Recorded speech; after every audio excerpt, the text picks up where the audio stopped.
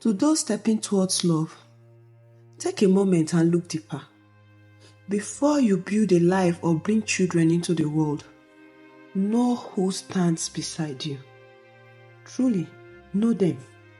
Because relationships built on fleeting feelings or illusions often fade. And when they do, the heartbreak is more than just yours to bear. The ones left in the wreckage, picking up pieces they never broke, are often your children. A broken relationship doesn't just split two lives. It can shatter a child's world, leaving them wondering if love is safe or if home will never feel whole again. They absorb the silence, the anger, and the hurt.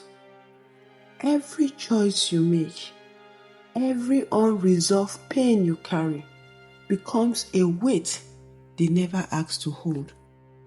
So, make choices that free them from these battles.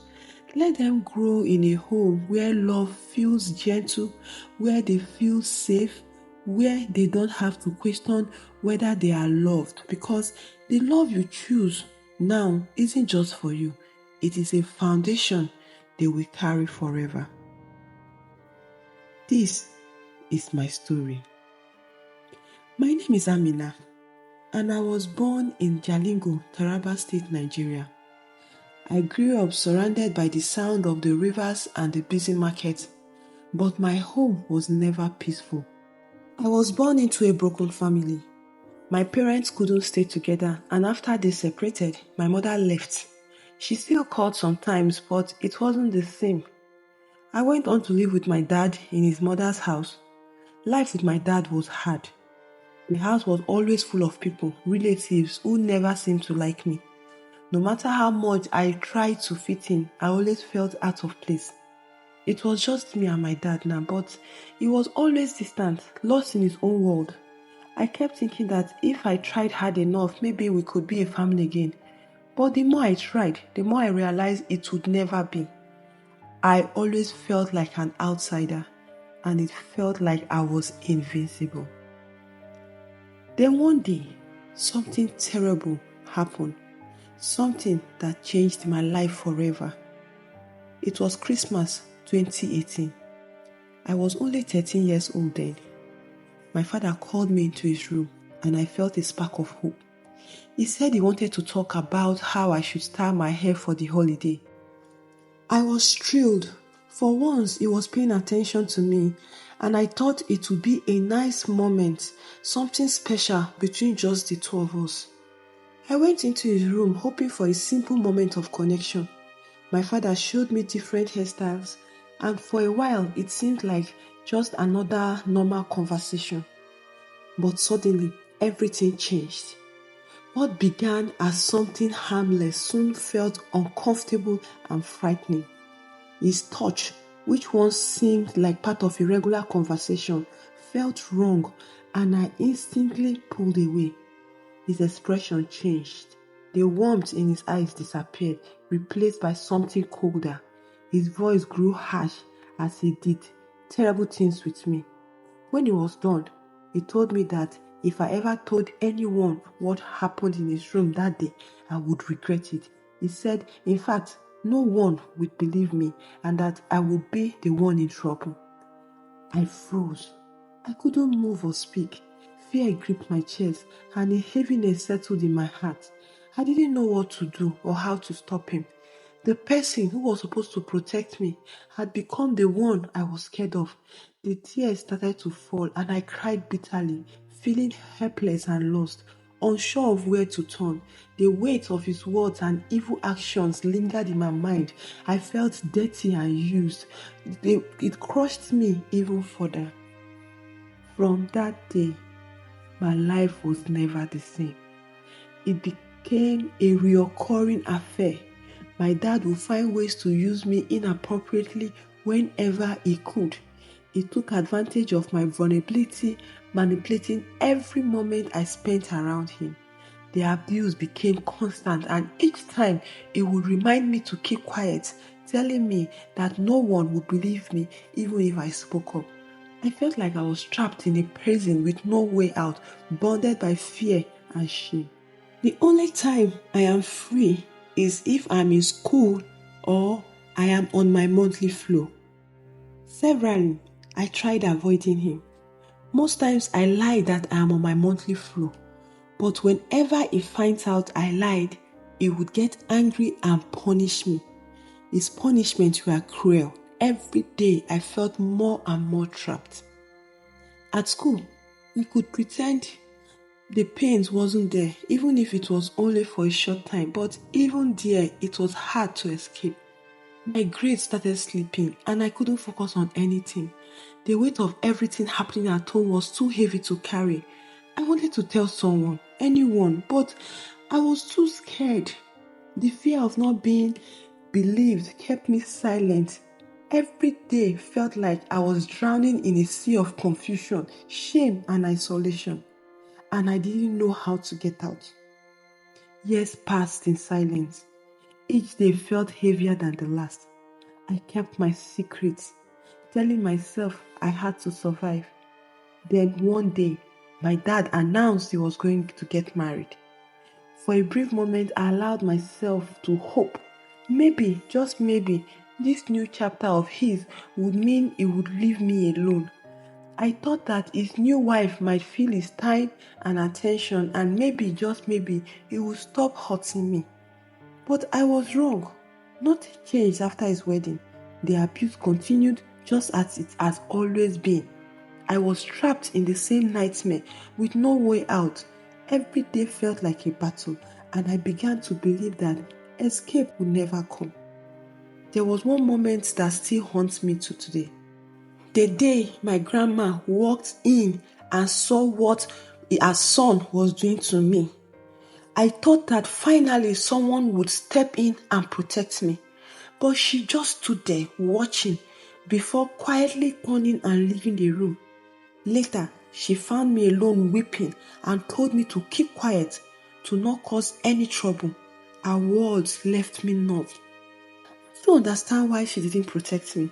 She was supposed to be the one who cared for me, the one who would stand by me when things went wrong.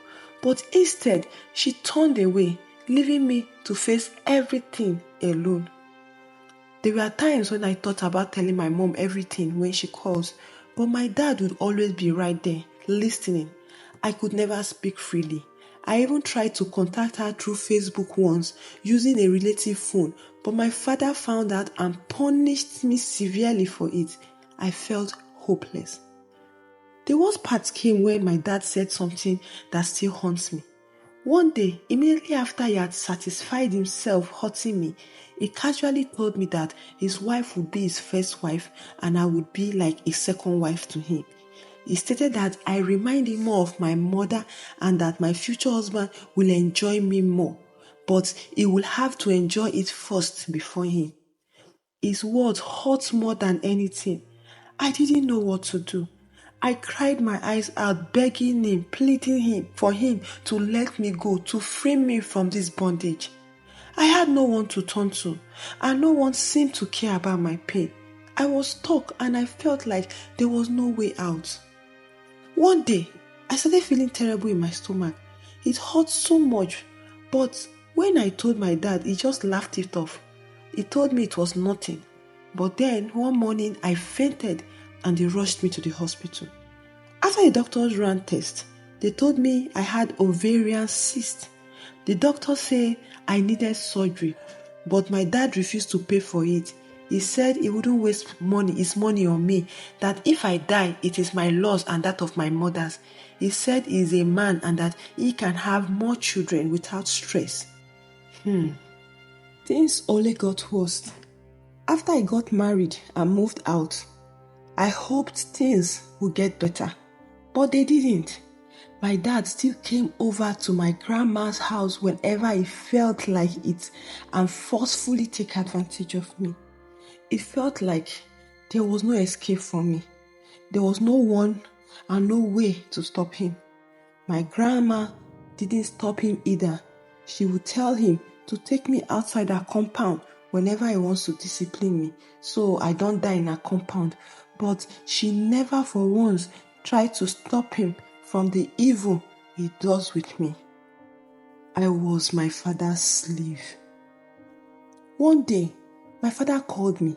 He said that his wife needed help at their house. Since I didn't want to cause trouble, I went without question. But when I arrived, I realized it was just a trap. My dad's wife had already left him, but I was not informed, and he locked me in the house. I was trapped. I begged him to let me leave, but he wouldn't. He kept me there for hours, did so many unspeakable and unfatherly evil to me until I was totally weak, broken, both physically and emotionally. When he was satisfied, he finally let me go. I was a shell of the person I used to be. I barely could walk back home, but nobody noticed my pain because nobody cared. After that, I couldn't take it anymore. I felt so empty, so lost, and so alone. I thought about ending everything because at this point, though I am living, but I feel dead. Days later, my father still came back to his mother's house to see me as usual. I got scared of the torture I was about to experience in his hands again and drank poison in front of him, telling him I couldn't live like this anymore. It's better I die. When he saw what I had done, he tried to stop me, but instead of being worried, he was even angry. He grabbed me and began to strangle me. I didn't fight back. I felt like I had nothing left to fight for. When he saw that I was serious and I was not resisting, he let go of me and instead dragged me outside his mother's compound, leaving me on the road alone. I didn't know how, but some neighbors heard my cries and came to help. The neighbors rushed me to the hospital and I was saved, but my life was changed forever. The scars of what happened to me would never go away. When I regained consciousness, moments later, I got a bombshell from the doctor. The hospital room felt colder than ever, the white walls pressing in on me. The diagnosis from the doctor echoed in my head over and over. I was infected with HIV and I was pregnant with my father's child. A child that was neglected, gone through a whole lot of torture by our own father, is now sick and at the same time pregnant with our own father's child. And I was only 17 years old. This is too much for me to bear. My chest tightened with the weight of it. My mind, once so full of uncertainty, now had only one thought: escape. How could I bring a child into this world? A child that was the product of the most horrifying betrayal a daughter could ever experience? My mind swirled with darkness. I felt utterly broken, as if I had no place in this world anymore. My father had taken so much from me. He had stolen my childhood, my sense of safety, my trust, and now he has stolen my future. How could I possibly move forward after everything that had happened? How could I live knowing that that man who was supposed to protect me had done the unthinkable? I couldn't bear the thought of facing a life filled with the shame of being pregnant by my own father.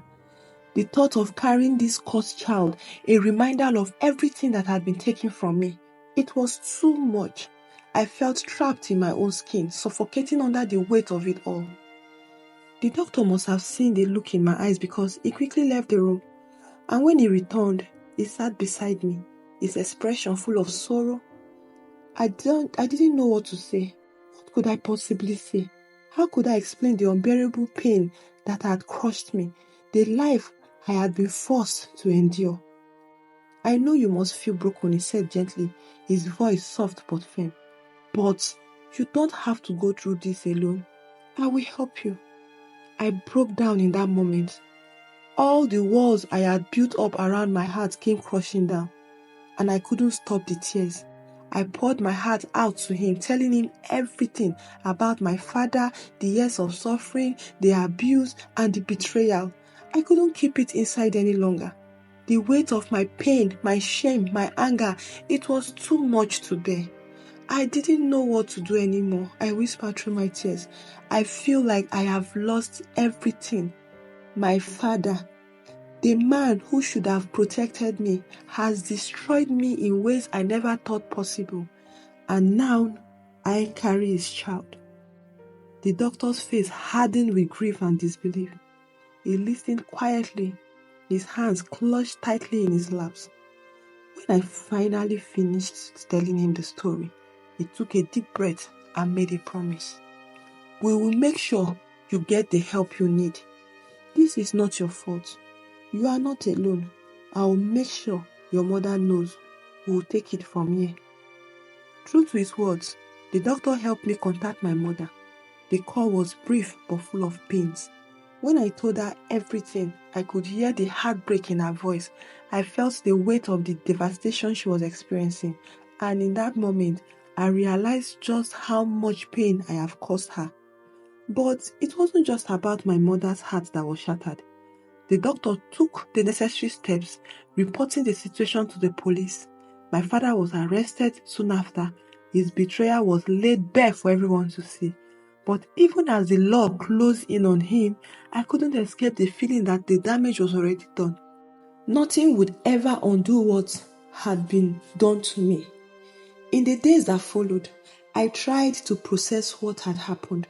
My mother had reached out to human rights organizations in Nigeria demanding justice for me. She was coming back to Nigeria as quickly as she could. I could hear the desperation in her voice, the cry for justice, but it felt so far out of reach. I couldn't help but wonder if it was all not too late. As I sat here, staring out of the window of the hospital room, I am overwhelmed by a sense of hopelessness. Justice. Justice feels like a distant dream, a cruel joke. My world, the life I knew, had been ripped apart. I no longer know who I am. The thought that maybe nothing can truly fix this haunts me. No matter how hard anyone tries, it feels as though my soul has been broken beyond repair. I know my mother loves me. I know she's doing everything she can to bring me justice. But I wonder if justice even exists for someone like me. The anger and betrayal I felt towards the man who fathered me, who destroyed me, is suffocating. And so, with a heart heavy with grief, I have made my decision. I don't know what awaits me, but I am so tired. Tired of the pain, tired of the memories, tired of the weight of this world that never felt like it was meant for me. Maybe it is time to finally let go. No, there was no going back from this. In the darkest hour of the night, as I lay there staring at the ceiling, the thought came to me like a whisper, a quiet temptation. I had found a bottle of poison. It was all too easy to end it all, to take control of the pain, to finally escape from this nightmare. I had nothing left to live for, nothing. I thought about it for hours. I could feel the poison in my hands, the bitter solution that promised to take away all my pain, all my fears. The temptation was overwhelming, and all I had to do was drink it, and I could finally be free from the torment. I felt as though the world never really wanted me. I felt like I was a mistake, something that had been forced into existence without any real purpose. No one could understand the depth of my pain, and no one can help me. As I closed my eyes, the cold bottle pressed against my lips. I could feel my heart racing as I made my decision. This poison will end it all. My misery, my trauma, the cause of being my father's child. As I swallowed the poison, a thought crossed my mind. What if this was all I was meant to be, a mistake? A girl born into suffering, destined for pain, and now ready to leave it all behind. But then, I thought about the child I was carrying. Could I truly take this child's life along with mine? Was this child really a cause, or was it a part of me, something that despite everything deserved to live? My thoughts spiraled I couldn't find some kind of peace, some kind of meaning in this darkness. I had been so angry, so consumed by the betrayal, but maybe there was a reason, maybe there was a way to heal, maybe there was a purpose in my pain. But as I sit here waiting for the poison to take effect, I can't help but wonder if I would ever be able to escape the darkness that consumed me. Would I ever feel whole again? It felt like time was standing still. The poison was working its way through my body. But in my final moments, I thought of my mother, how devastated she would be, how much she had fought for me, and I thought about the advice I would have given her if I had the chance. To all the parents out there, don't ever be absent from your children's life. Don't leave them alone to face a world that is cold and unforgiving. A child's heart is fragile, and the scars you leave can last forever. Be present, love them, protect them, because if you don't, they may never find a way out of the darkness, and neither will you. I took one last breath, and for the first time in a long while, I felt peace. I had made my decision. I was ready to leave this world behind.